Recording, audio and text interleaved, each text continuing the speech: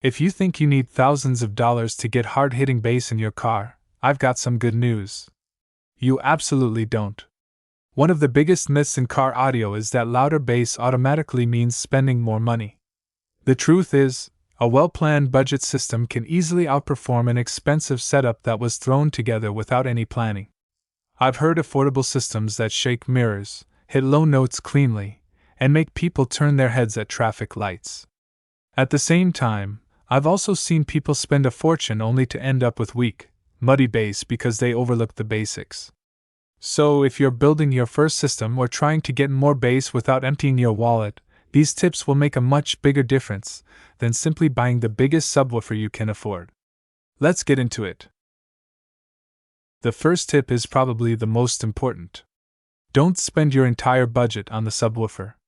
A lot of beginners buy the biggest, flashiest sub they can find, then realize they don't have enough money left for a decent amplifier, proper wiring, or even an enclosure.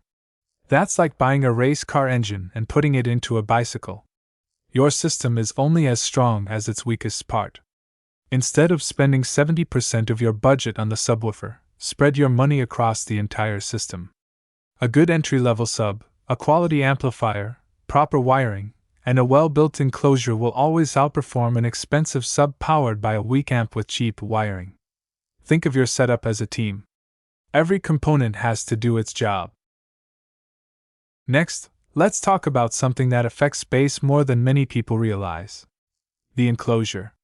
This is where people make one of the biggest mistakes. You can buy an amazing subwoofer, but if you throw it into a random box that doesn't match its specifications, you'll never hear what it's truly capable of. The enclosure controls how the subwoofer performs. If the box is too small, bass can sound weak. If it's too large, bass can become sloppy and uncontrolled. A properly designed enclosure lets the subwoofer move efficiently and produce deeper, cleaner bass. Whenever possible, build or buy a box that matches the manufacturer's recommended airspace. Don't just use whatever enclosure happens to fit in your trunk. Even a budget subwoofer in the correct box often sounds better than an expensive one in the wrong enclosure. Now let's talk about amplifier power. One mistake people make is buying an amplifier based on the biggest peak power number they see on the box. Peak power is mostly marketing. The number that actually matters is RMS power. Your amplifier's RMS output should closely match your subwoofer's RMS rating. This allows the subwoofer to perform properly without being underpowered or pushed beyond its limits. Contrary to popular belief, an underpowered amplifier isn't always safer. If it's driven into clipping because you're constantly turning the volume all the way up, it can actually damage your subwoofer. Clean power is far more important than inflated power numbers. Speaking of power, don't ignore your wiring. Cheap wiring kits may seem like an easy way to save money, but they often use aluminum wire coated with copper instead of true oxygen-free copper. That means higher resistance, more voltage drop, and less power reaching your amplifier. A quality wiring kit doesn't just improve performance. It also improves safety. Use the correct wire gauge for your amplifier's power requirements, make solid ground connections, and avoid cutting corners. Good wiring is something you buy once and keep through multiple system upgrades. Now here's a tip that surprises many beginners. You don't always need a bigger subwoofer. People often assume that moving from a 10-inch to a 15-inch sub automatically means more bass. That's not always true. A well-designed 12-inch sub with enough power and the right enclosure can easily outperform a poorly installed 15. Cone size is only one part of the equation. Motor strength, enclosure design, amplifier power, and tuning all matter just as much. Instead of chasing bigger sizes, focus on getting the most out of the equipment you already have.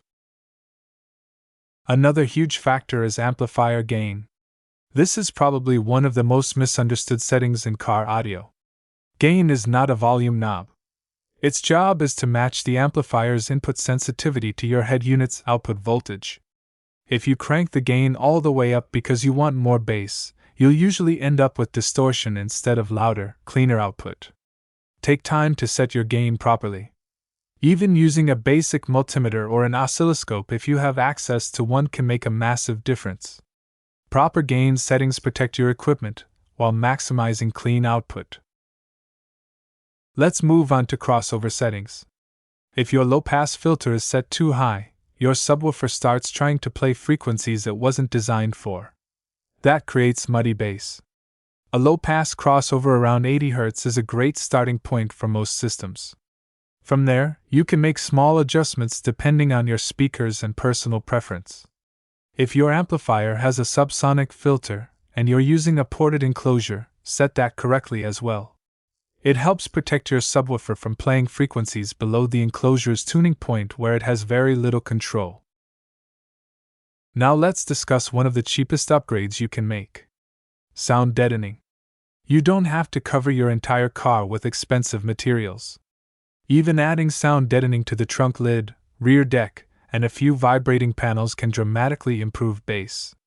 Instead of hearing rattles, you'll hear more actual bass. Your system sounds louder because less energy is being wasted shaking loose panels. Even small amounts of quality deadening can make a noticeable difference on a tight budget. Here's another trick. Check your subwoofer polarity. Sometimes after installation, people accidentally wire the subwoofer backwards. If your sub is out of phase with your door speakers, certain bass frequencies can partially cancel each other out. The result is weaker bass. Simply reversing the speaker polarity and testing both directions can reveal which one sounds stronger inside your vehicle. It's a free test that takes just a few minutes. Another overlooked area is your vehicle's electrical system. You don't necessarily need a second battery or a high-output alternator for a modest budget system. But you do need healthy electrical components.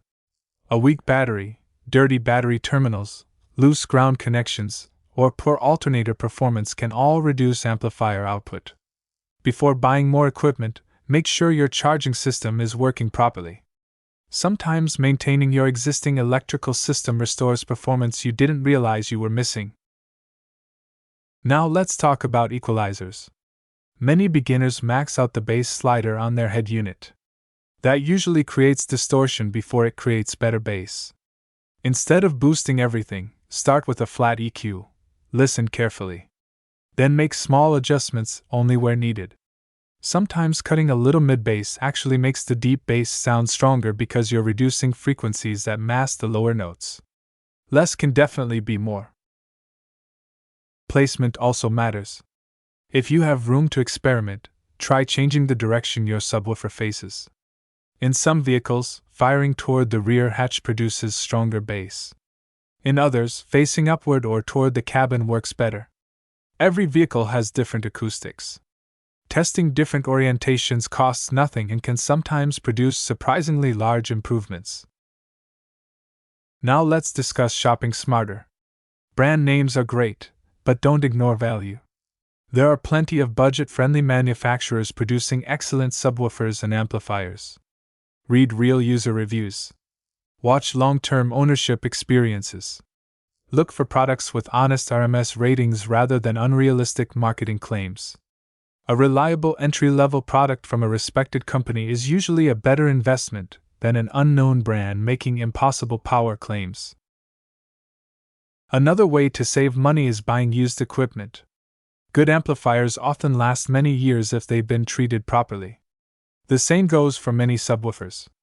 If you're buying secondhand, inspect the cone, surround, terminals, and voice coil carefully. Ask to hear it playing if possible. Buying quality used gear can stretch your budget much further than buying brand new low-quality equipment. Here's another pro tip. Upgrade in stages. Don't feel pressured to build your dream system all at once. Start with a solid foundation. Buy a good amplifier. Get quality wiring. Build the right enclosure. Then upgrade the subwoofer later if you want more output. This approach saves money because you're not replacing cheap components twice. You're building a system that grows over time. Finally, remember this. The loudest system isn't always the best system. Bass should be powerful, but it should also be clean. You should hear individual bass notes, not just constant booming.